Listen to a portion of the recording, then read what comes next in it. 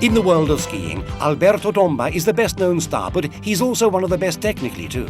In terms of style, it's the instructors of the Federation who represent the absolute top.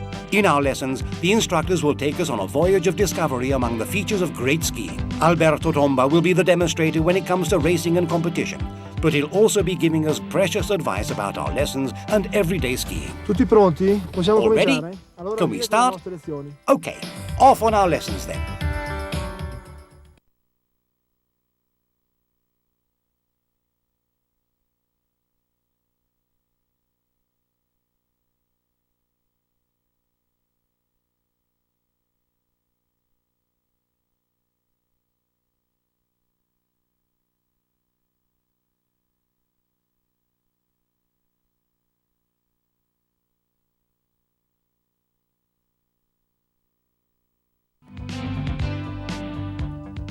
The warming-up exercises are very important. Naturally, they can be different according to the ability of the skier, but keep in mind that for everybody it's important to start the day skiing with a good warm-up, and gradually, without rushing immediately down a very difficult slope, because that will harden the muscles and make one tired much sooner.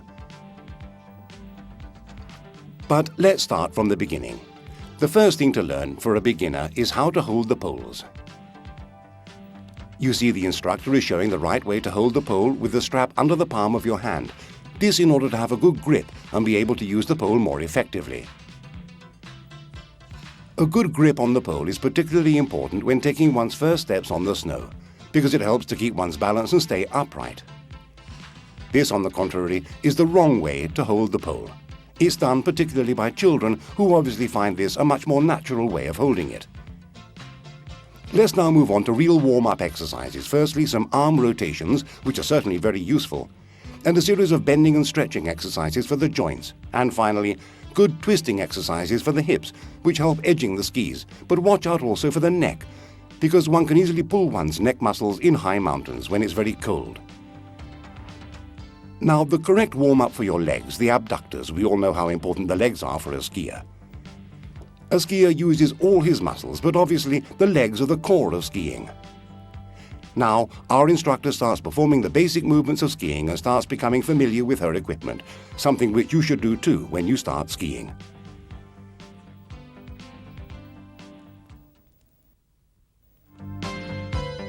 This is the first thing you'll have to learn: how to walk on snow. It won't be easy to start with because there will be the strangeness of the boots, which won't bend or will only bend very little towards the front. You must alternate the movements by bending your knees slightly, sliding your skis, helping yourselves with the poles, and alternating these movements of bending the knee and stretching while sliding. We can now watch this instructor who tries to change direction in order to put himself on the fall line. This is the way one is first taught to change direction, but it's an exercise that one should try only after having fairly good training, both physical and technical. Now you see the typical side step, which is the most elementary way to climb a slope. And in a way, it's also the first encounter with the edges of your skis that will need to be perfected. But you can start by feeling your edges grip the snow. And now watch out. Another important thing is to learn how to fall, but especially how to get up again. Here you will fully appreciate the correct way of holding your poles.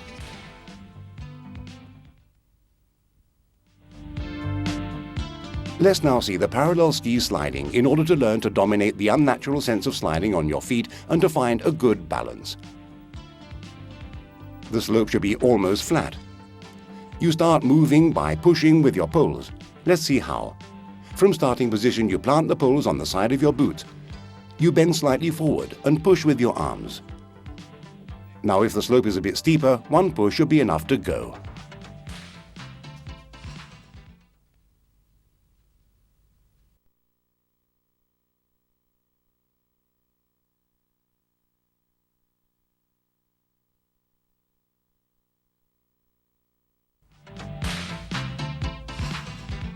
The snowplow and the snowplow turn are the first exercises to learn. Beginners must definitely learn these two exercises to become familiar with the snow and start going down the easiest slopes.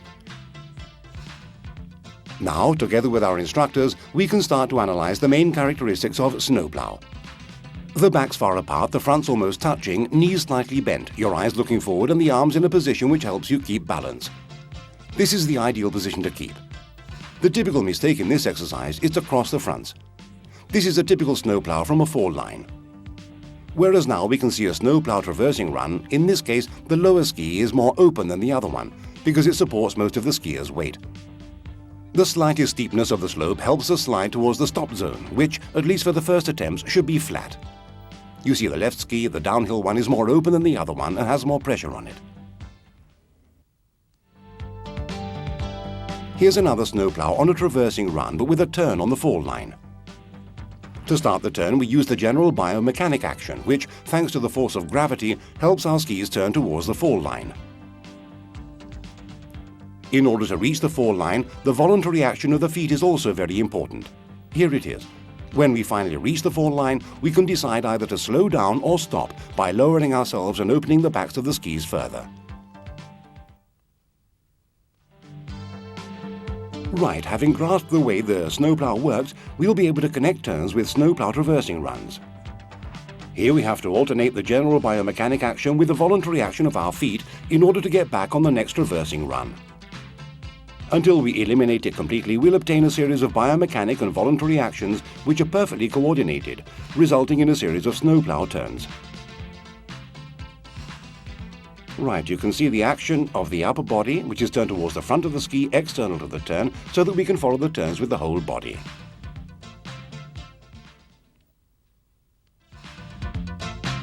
By connecting a series of changes in direction in the snowplow turns and by shortening all the traversing runs, we should be able to perform a sequence of snowplow turns.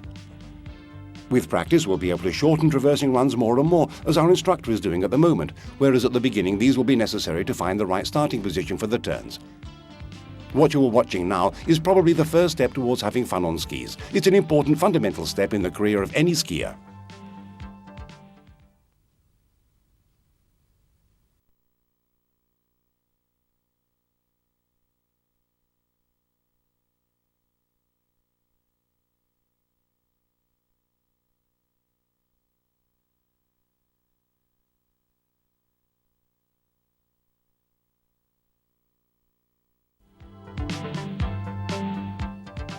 The side slip on a traversing run will help us move up from a snowplow traversing run to a parallel ski one, slowing down according to the slipping we want to achieve.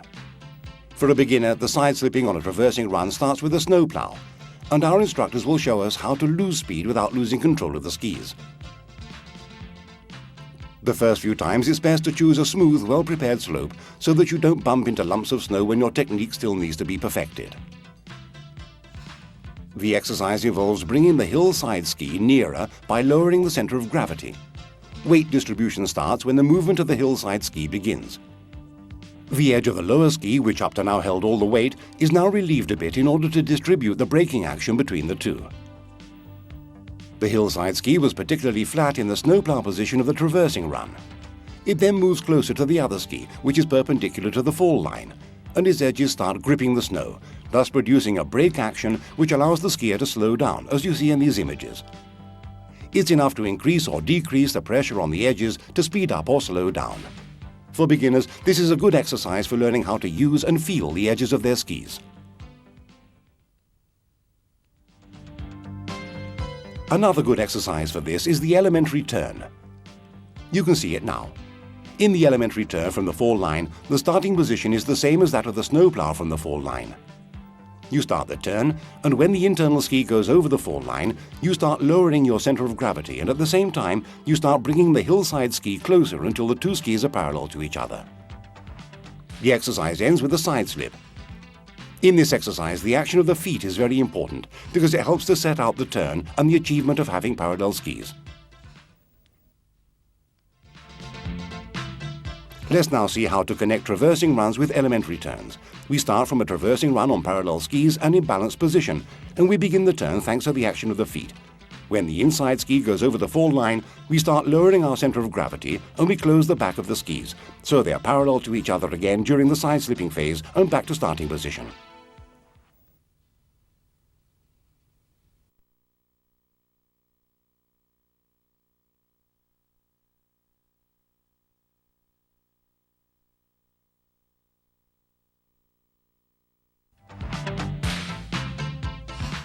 Here's our instructor performing a sequence of elementary turns. From the downhill traversing run with the weight on the parallel ski, the instructor opens the back of the skis, and thanks to the intentional action of his feet and the biomechanic one, the skis turn. Having come to the fall line at about the middle of the turn, he starts lowering his center of gravity whilst bringing the inside ski closer until he closes the turn with a controlled sliding. Right, you see him lowering his center of gravity. The two skis go back into parallel position, a short traversing run, and then he starts the following turn. Let's focus on the main points. First of all, it's very important to find a good rhythm. To achieve this, it's necessary to keep shortening the traversing run between one turn and the next. In practice, as soon as your skis are parallel at the end of a turn, you should immediately start a new turn with a straightening phase.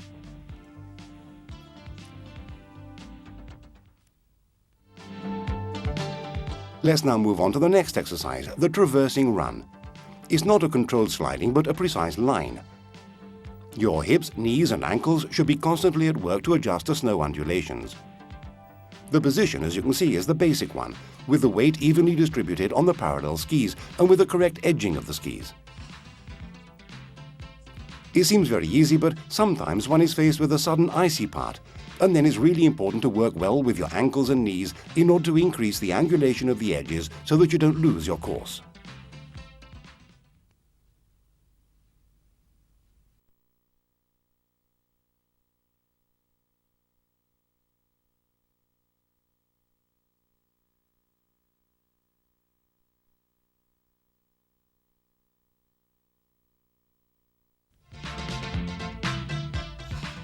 Our instructors are now demonstrating turning actions. They can be done starting either from the fall line or from the traversing run. These are actions starting from a traversing run. Let's now analyze the movements phase by phase here. Starting from the traversing run, you decrease the edging. With the biomechanic and voluntary action of the feet, you begin the turn. You bend your knees. Then after planting the pole, a quick turning action of the feet while straightening the knee. It's called a turning action because here, the turn happens thanks to the turning action of your feet. There's no smooth conduction of the skis. Now the instructor bends his knees again, closes the turn with a sliding action, and then gets back to the edging position. This is a turning action from the fall line. You see, plant the pole, straighten, feet turning action, and then again bend the knees and edge to close the turn with a slip. These are naturally exercises to be practiced on rather flat and easy snow slopes. Here you can see, in order to turn, the instructor uses the biomechanic and the voluntary action of the feet. This instead is an uphill turning action, that is, one that's useful in some situations.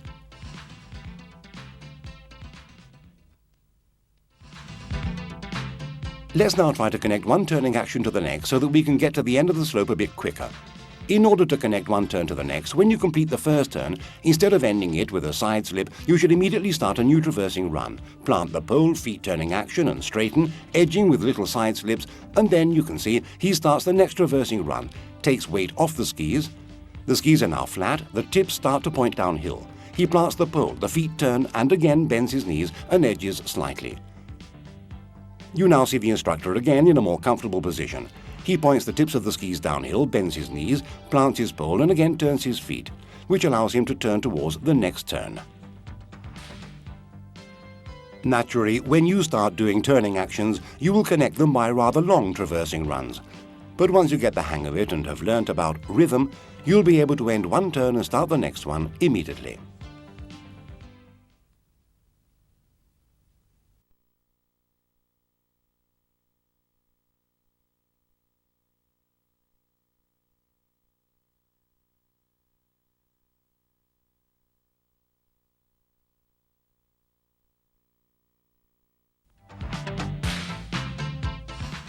You start a mountainside Christie from the traversing run, then you bend your knees, plant the poles before straightening up, you decrease the edging and then turn your skis.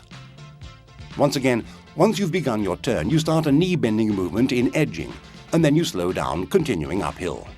Christies represent the first phase in the construction of a parallel turn. For the less advanced, it'll be the first approach with indispensable movements such as bending the knees and straightening them whilst keeping control of the edges. Let's now see the same exercise performed starting from the fall line. In this case, you don't decrease the edging, but at the end of the knee-bending phase, you plant your pole, and while in the straightening phase, you use your feet to set out your turn, which continues with a new knee-bending and edging. Let's watch the exercise again and analyze the Christie better. The turning action of the feet must be very smooth in order to acquire the sensitivity that you'll need to set out very different types of turns. Here's another Christie starting from the fall line. The turning action of the feet, the knee bending while edging and closing, the turn uphill. Christies represent the intermediary stage between basic and conducted turns. The turning action of the feet is more gradual in comparison to that of the turn, but still lacks in real ski conduction.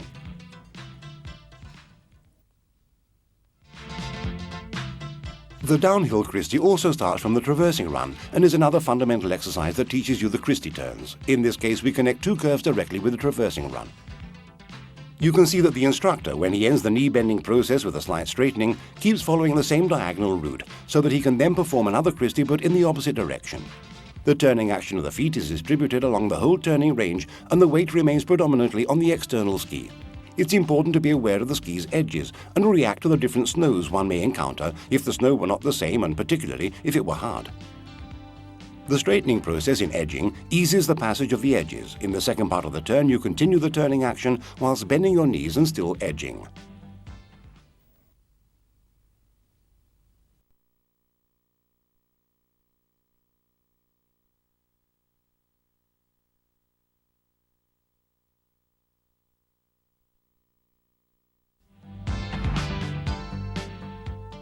To start a sequence of parallel Christies, we start from a traversing run with parallel skis.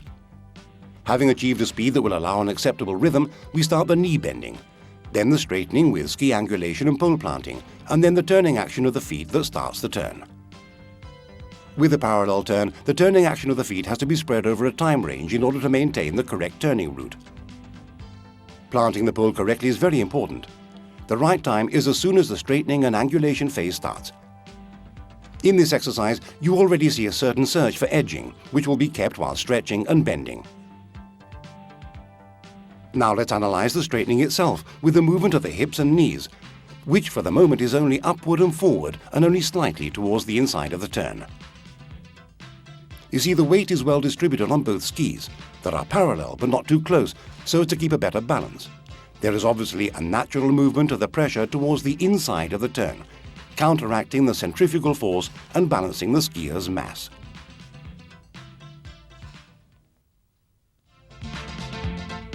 In the Christie serpentine, the turning route has to be as round as possible. Let's see the exercise. We start from a parallel traversing run. We start the knee bending, then while straightening and edging the skis, we plant the pole and set out the turn with a voluntary action of the feet. The line of this first part of the turn will be preserved in the following part by bending the knees and edging the skis. The straightening and ski edging phase, together with the turning action of the feet, will help us to start the turn and continue it in the best way.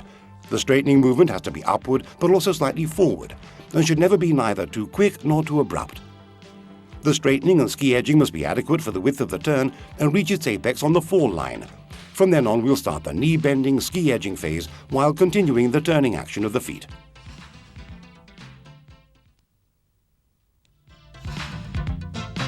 We start the Christie Vedeln from the fall line. Knee bending, straightening and edging. Then we plant the pole and finish the turn with a knee bending edging action which prepares us for the next turn. In Christie Vedeln, the movements are faster and less accentuated than in the serpentine because the turn is wider and we need less angulation to turn the skis. So it's an exercise to perform on fairly easy runs, otherwise it'll be difficult to control our speed. The straightening edging action must be carried out homogeneously, and it sets the whole turning process. As soon as you've started to straighten up on edged skis, and once you've planted the pole, the turning action of the feet starts, which helps us keep on our turn. The ski edging is obtained through the action of the hips, knees and ankles, which are directed towards the inside of the turn, and through the turning action of the feet, which directs the skis and helps keeping them on the ideal route. We can notice here the harmonic movement of the arms. The movements must be fluid, regular, but also very decisive. In Vedeln, you shouldn't stress the movement too much. We must be able to switch our route at any time for whatever reason.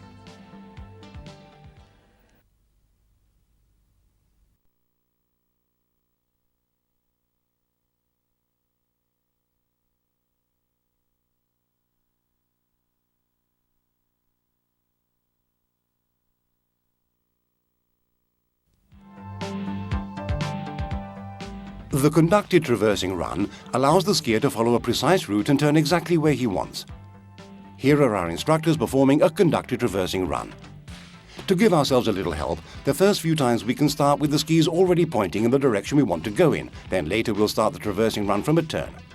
Here's the instructor in a perfect edging position, skis parallel, his weight mainly on the downhill ski, and the uphill ski hip and shoulder slightly forward. The muscles of the legs must be slightly contracted, active, ready to react to the variations with which the ground is going to present us. The skis are controlled by the feet, which keep the skis in the right position by keeping the edges constantly cutting the snow. In order to have a better feel of the edges cutting into the snow, you may try and change their angle to feel the variations by increasing the grip of the edging and then going back to the starting position, or by trying to put all your weight on the downhill skill. Naturally, we've just seen the conducted traversing run on its own, but its aim is to take the skier to the place where he wanted to turn. But before putting together traversing run and conducted turn, we should learn the basic exercise, the single conducted traversing run. The active side sliding can be very useful to decrease speed more or less abruptly. It seems like an easy exercise, but on very hard snow, it's much more difficult than one expects. It's necessary to have very good sensitivity in those cases. Here's the instructor. From the traversing run, he decreases the edging, bends his knees, and lets the skis slide with the upper body and the hips turned towards the same side as the sliding. To brake, you simply need to increase the ski edging again, thus creating enough friction between the edges and the snow. To start sliding, you play with two systems, the one formed by your knees and feet and the one formed by your hips and knees. The action of the systems may be contemporary. The important thing is that the upper body always follows the direction of the sliding and that it always plays an active role. The action of the feet must be harmonious, and a well-performed active slide is very important to improve the sensitivity of our lower body.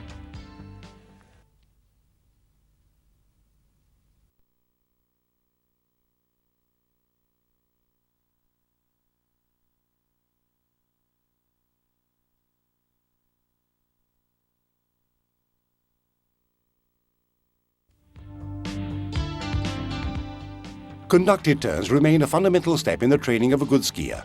Our instructor will start by showing us one turn at a time so we can see clearly the movements they make, which are the most important movements one has to make in order to perform this exercise properly. Initially, the instructors perform conducted turns starting from the fall line. The instructor sets off, bends his knees, plants his pole, straightens up, and then conducts the turn by bending the knees again and pushing down, particularly on the external ski. By seeing the exercise again from the other side, you'll notice that the movement of the center of gravity is slightly towards the front, internal side of the turn.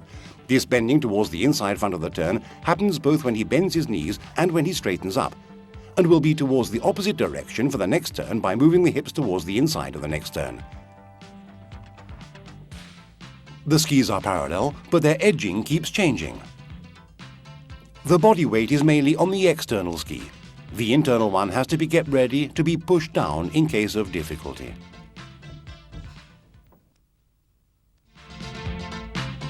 Now we move on to a conducted turn starting from a sideline. Starting from the traversing run in conducting position, you start bending your knees, and after having begun to straighten up and edging your skis, you plant your pole. Now let's see the exercise once more. Bending the knees, straighten up and planting the pole, edging the skis and progressively bending the knees during the turn, which will thus leave a perfectly clean line. If you plant the pole at the right time, the process of straightening and edging becomes more effective.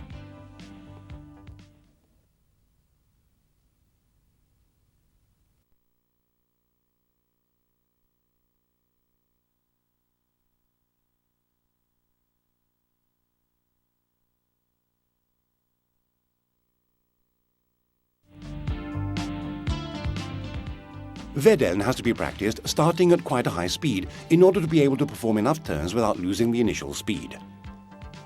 The most difficult thing is to keep a certain rhythm between one turn and the next, and also to perform turns which are as similar as possible to each other. After the traversing run, we can start the bending of the knees.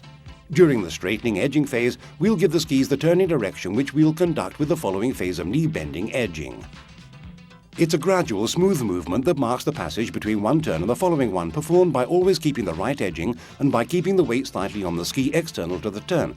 The pole must be planted only when you've started the straightening movement, which should also be performed gradually so that when combined with the following bending edging movement, it'll help us keep pressure on the edges for all the duration of the curve. One should never be passive on the skis, but always keep up the pressure so that they don't slide off sideways. Be careful not to make the turns too tight, otherwise it'll be much easier to lose the rhythm and ruin the regularity of the vedeln. The ability lies in being able to perform a good number of regular turns despite possible changes in the snow. For instance, if one comes suddenly onto an icy bit, it's here that you can see the real ability of the skier, who can immediately adapt to new conditions. If the rhythm is right, the skis will turn easily, the weight will move like a pendulum from one side to the other, and the edges will take the pressure and lose it in a homogeneous way. By learning to vedeln, it'll be much easier to move fast from one ski to the other and control the edges in the right way should we need to face unforeseen situations. In the serpentine, the turns are almost perfectly rounded. In order to make the first turn easier, it's advisable to start from a traversing run rather than from the fall line. When a suitable speed has been achieved, you should start the phases of bending the knee, straightening edging, planting the pole and conducting the turn. Once the skis have been directed onto the chosen route, we'll increase the edging on the knee bending position, and then we can start the next turn on the straightening edging phase. Here's our instructor again. You can see that the turns are very regular, very rounded, and that all movements are very gradual and smooth. This is one of the most important rules if you want to be a good skier. You should never jerk, because it would be impossible to put together two regular turns. It's also important to keep a good rhythm and to pay attention to timing when planting your pole. You see, our instructor is in the perfect edging position. You see that the skis are almost always on their edging, apart from the instant when there's actual change of direction and the next turn is begun.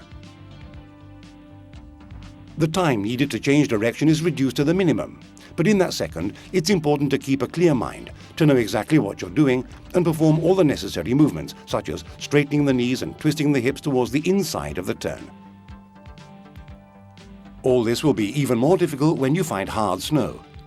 In this case, it becomes even more important to give your skis the right edging and to be gradual but precise in your movements, always keeping your edges well planted so the backs of your skis don't slide away. The slightest jerking of your upper body and sliding becomes inevitable. As far as conducted turns are concerned, this certainly is the most difficult exercise to perform because it's necessary to keep a fairly high speed. It is, one could say, the first step towards high-speed turns, those of the Super G. To start a sequence of conducted parallel turns, it's best to begin from a traversing run. Here's our instructor in action. Very regular, wide, conducted turns. You see, after having set out the turn, he plants the pole, and with a smooth straightening action, starts a series of turns which must be long series of repetitive, identical movements. In parallel turns, the conduction phase of the turn must be controlled at all times through your hips, knees and feet. At all times, you must be ready to react to snow variations without ever losing your line. The weight must be distributed along the whole length of the skis and kept well centered in order to avoid the ends slipping and to facilitate switching from one edge to the other. Obviously, keeping centered also allows one to let the skis slide in the best way. When you're in the middle of a turn, as you see here, the center of gravity should be on the inside of the turn to balance out the centrifugal force without putting more pressure on the skis. The movement of the arms has to be suited to the rhythm of the sequence. The pole is just planted with a delicate movement of the forearms and the wrist, unless you need to plant the pole more firmly, which may happen on steep slopes.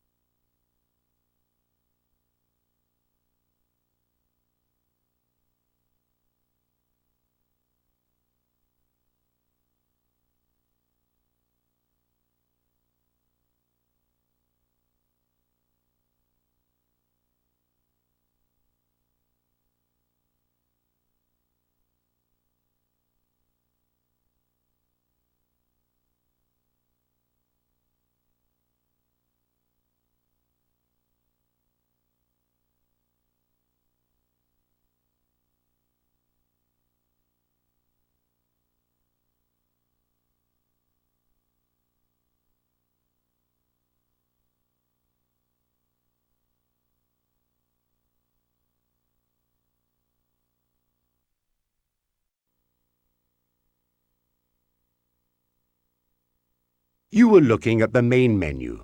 It is possible to have access to all the different functions of the course from here. The main menu consists of two parts. If you want to move from one part to the other, choose the icon down on the left. Here you can choose from any of the 8 sections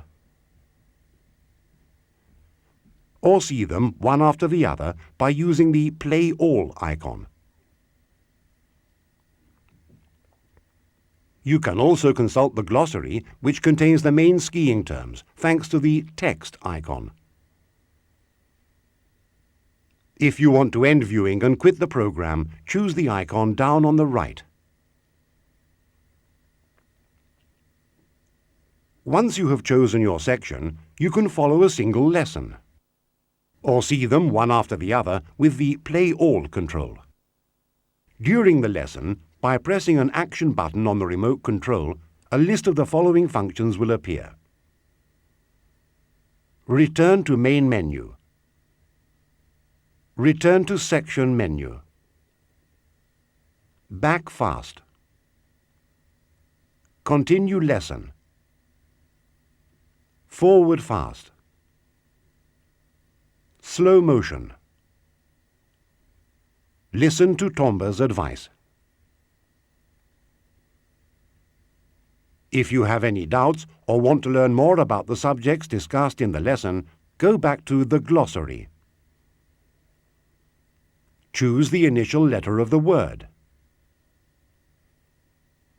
Look for the word by letting the list run downwards or upwards. Then choose the word. You can have access to different types of subjects which you can go into more from the text. Textual, which you can have access to by choosing the words in bold in the text. The films, by choosing the word film in the text. Three-dimensional pictures and animations by using the animation icon.